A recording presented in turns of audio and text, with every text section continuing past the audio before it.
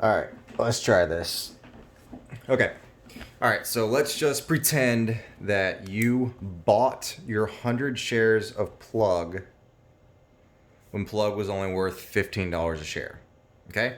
So that means you spent $1,500 on Plug to own those 100 shares. Okay? All right, so now Plug is currently worth $26, right? And you think the market's going down. So you're going to sell a covered call. Okay? So you're going to put your strike price at $27. Okay?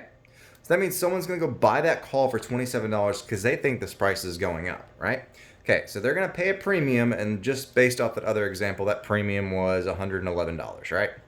Okay, so you, as soon as they buy that $27 strike price call, you're going to immediately get that $111. That's your money, it's in your account, it's good to go, okay? So now, that option, yours expires Friday, but let's just use the one from December 4th, for example. So now, since Friday's almost here. So up until December 4th, this person that bought it thinks the stock's going up. You think it's going down. So there's a couple things that can happen here. If the stock goes down, if the stock stays below this number, nothing happens. That contract expires and you keep this and that's it. The contract goes away. That guy loses money. He loses that 111. You gain that 111. That's if the stock price stays below that. Okay? If the stock price goes above that, at expiration, you're going to be forced to sell your Plug at $27 a share. Okay? So even though it was 26 when you got it, you're going to be forced to sell it at 27. So you're going to keep that, but there's also a $1 difference here. It was 26 when you made the call. It was 27 when it expired. So they're still going to owe you another dollar per share. So that at expiration, you're going to gain another $100. Okay? And right there, you're gonna basically break even.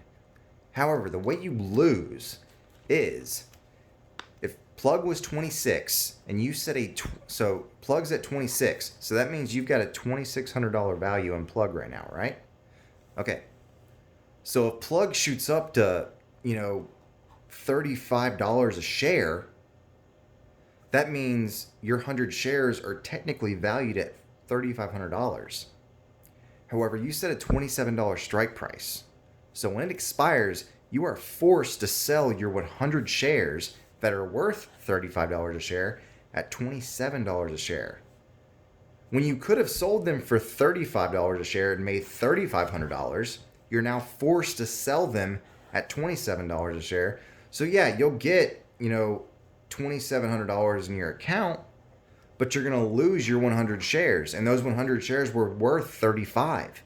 So yeah, sure, you're going to get 27. You might have paid $1,500 for them, sure, and you've got your $100 or $111 premium, sure, and you're going to get this in your account, sure, but you're going to lose 100 shares that are worth $35 a share. That is $3,500.